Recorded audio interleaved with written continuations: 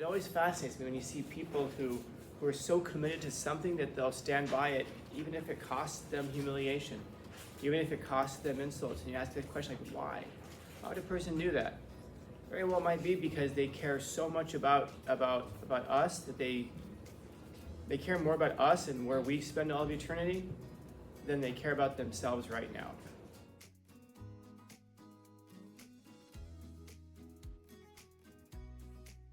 Why would a person choose to suffer instead of tell the truth?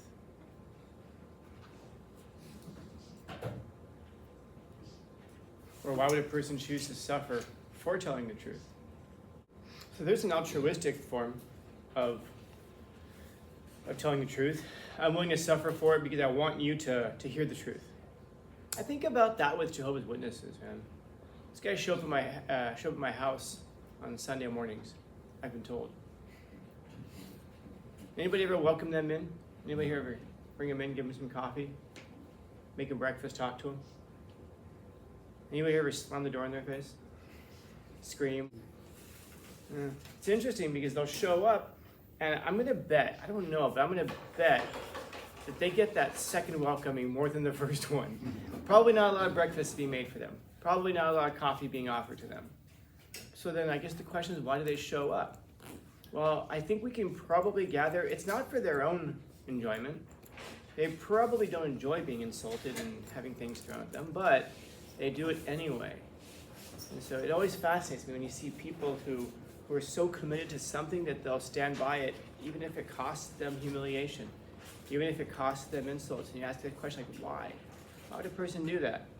Very well, it might be because they care so much about us that they care more about us and where we spend all of eternity than they care about themselves right now. So even if you don't agree with them, even if you don't like the fact that they wake your ass up at 8 a.m., you should be up anyway. But if they wake you up at 8 a.m., then at least understand that they're doing it for a reason like that. I'm not saying therefore you should bring them in and make them breakfast and all that. I'm just saying that there's a difference between, like the why oftentimes creates the difference. If somebody in here takes my car keys off my desk and then comes back and is like, dude, Scallon, I crashed your car. What'd you do? Well, I saw your car keys there and I thought it'd be funny to go drive your car, and so I went to drive it and I slammed into the gate outside. Am I happy about this? No, probably not. If you come back and say, Scallon, I crashed your car. Why? It's just, I don't know, man. My uncle does detailing, and I thought it'd be cool to like detail your car and then like bring it back for you and like, you know, happy Thursday, whatever. Am I happy you crashed my car? But you see how I'll probably feel differently about those two cases. And sometimes I remember being a little boy and making my mom breakfast. Now, my mom woke up. She was still sleeping. I was going to give her breakfast in bed. She woke up because she smelled the gas from the stove. Because I was like 4 or something like that. And all I knew was like, my mom turns these dials and she does this. So I got like this. I remember taking a step. Well, I remember my mom told me I took a step stool up there and I was trying to like make eggs. I just put the eggs in the pan, trying to break them, but there's like eggshells everywhere. But when I went to turn on the stove, my house was filling with gas. And that's what woke her up. Thank goodness. Otherwise, yeah, exactly. Otherwise, maybe a big, massive explosion. Was my mom upset with me? Yes, because I messed with the oven. But you see, there's a difference there. There's a reason for it. There's an altruistic reason for it.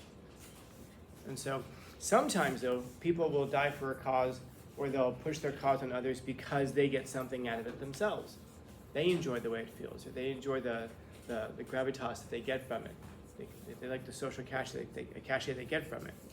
And so figuring out whether something is being done selflessly or whether it's being done altruistically, a lot of times that's going to be that distinction between a martyr. First off, a prophet. We think of a prophet as, it's a person who tells the future. Now, a prophet is not, properly speaking, a person who tells the future. A prophet is a person who delivers a message from God. So in the various religions, they'll commune with God. They'll tell a prophet something. The prophet then comes back and tells all of us. Now, does the prophet tell the future sometimes? Yes. But they don't just sit there and go like, I know the future. God tells them, this is going to happen. They go, okay. God says this is going to happen. It's not coming from them themselves. It's not coming from them themselves. It's coming from a higher power. It's coming from a deity. And so he's talking about a prophet here. It's not just a person who, like a fortune teller. He's saying we don't accept our prophets, people who talk directly to God and then slay them. We don't accept them and then slay them. But we love our martyrs, the people who we kill. We love them afterwards, and we worship those who we tortured to death. Now, again, quite literally true, but then also in other instances of our lives. You guys remember back then? You remember how great it was back then? Yeah, things were better back then, huh? When was then? Yeah. Now, I wonder how many of us will look back on these days that we're living right now and be like, man, those were the days. But right now we're like, this sucks. These are supposed to be great days. This is terrible. When you were a little kid, did you enjoy those days? Yeah, but then you're also probably crying because, I don't know, your mom wouldn't let you eat, I don't know, Fruit Loops, when you wanted to eat Fruit Loops. And life was so unfair, and nobody understood. And you'd be crying, you'd be upset all the time because you couldn't do what you wanted to do, and it was just so unfair. But you look back on it now and you're like, man, those were great days. They're great days. Yeah, it's a rare thing for us to, a lot of times, to appreciate the things in the moments. It's also a very rare thing for us to appreciate the people. I see people who go through breakups, and then it's always like, that person's terrible, and afterwards, years later, it's like, man, I ran into so-and-so again. I don't know, man, maybe bring up these old feelings. It's usually the wrong feelings, you notice, not the feelings that reminded you why you broke up in the first place, but it's always the positive ones. And then we're like, we start to have all these feelings of longing. It's like, yeah, did you forget that, she shot you and left you for dead? Yeah, but she was just mad, and it's my fault I didn't fill up the gas in the car again. And so we'll start to make all kinds of excuses for why those things went bad. Well, we'll remember back in the day when things were so much better back then. But that isn't to say things were terrible back then always. It just means that sometimes we don't appreciate the things in the moments. And if we could learn to appreciate the things in the moments, and we learn to appreciate in the future those moments back then, it can't help but fill our lives with appreciation. I mean, quite literally, we've talked about it before. What happens if you're a prophet and you try to change the world? Do they remember? You get shot. Yeah. Why? Yeah. And why? Yeah, or crucified. And why? Because we don't like them in the present. Just like we don't like philosophers a lot of times. Why? Well, mostly because they're full of shit. I was driving in today listening to a philosopher talk about something, an issue, and I was, and this is like a really high level person at top university, and I was literally laughing my ass off for a minute as this person is trying to do all these mental gymnastics to try to make this really silly, ridiculous, stupid argument. And I'm just thinking like, wow, and this guy's paid $250,000 to be a philosopher at a top university. And this guy can't make a coherent argument. He's going out of his way just to do backflips to say the right thing.